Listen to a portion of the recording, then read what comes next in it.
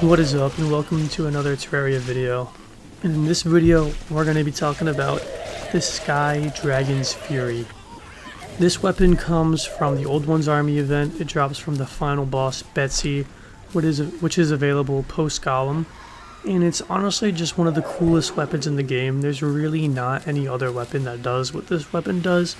It has 2 attacks. There are a couple of weapons that do 2 attacks, but they pretty much all come from the Old Ones Army, and this one is like by far the best. It has its default 360 spin attack that just goes around your character. And then it has a ranged attack which shoots 3 projectiles that kind of just like linger for a little bit and do damage. It's a melee weapon and it's just really cool.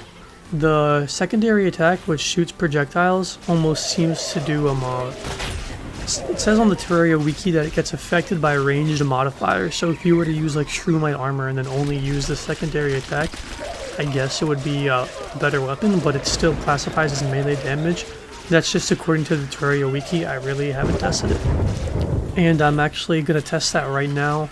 I decided to do that like mid voiceover. I'm just going to throw the Shroomite armor on and I'm going to test it and see how it goes, and I'll let you guys know. So in this clip, I test out the DPS on some dummies with both hollowed armor, melee, and Shroomite armor. And I know those are 2 different armor sets and 2 different tiers of armor. Shroomite's much later in the game, but one's a melee, one's a range. I decided to test them out. With hollow, I got around 2600, 2700 DPS consistently. And then I tried with Shroomite armor, both the bullet headgear and the rocket headgear. And it seemed to do like, like maybe 200 to 300 DPS more.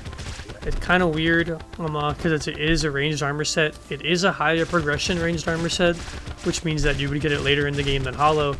So I'm sure if you had turtle or beetle armor, the DPS would be about the same. So that almost makes this wiki claim negligible. I don't really see the benefit to be using a ranged armor set at any point of the game if you're going to be using this weapon. Just stick to a melee armor set. That's what's going to do best for both attacks. We'll keep it at that. And what I'm showing off in this clip right here is that the projectiles that you use in the Sky Dragon's Fury are identical to some of the weapons from the Martian invasion. Here I'm doing the Electrosphere launcher, and that's the secondary attack, some like linger rocket. And from the charged blaster cannon, you see that's the projectiles it shoots before it explodes and leaves the circle. Kind of weird, but it's also, I don't really care. I think it's cool that they use it, and it's definitely something that I noticed right away, and I bet a lot of people haven't. But it really doesn't take away from the coolness or uniqueness of this weapon, even though it does have like the same exact design for the projectiles. You don't really see those other weapons being used a lot, even though they're both pretty good. And you don't really see this weapon being used a lot, so I definitely think you guys should all like use this in your next playthrough. It has 2 unique abilities. It's just something cool. I like to use it at the end of my playthroughs. Just when I'm roaming around my world building shit and doing whatever, it's just something that looks cool on my screen and I like to use it. And that's going to be pretty much all for this weapon guide. Make sure to not skip Betsy and the Old Ones Army in your next playthrough so you can get your hands on this weapon. Give it a try. You can probably take down the Empress of Light with this. You can maybe take down the Moon Lord. You can definitely get through the pillars with this. Really cool weapon, unique weapon. You don't see it a lot.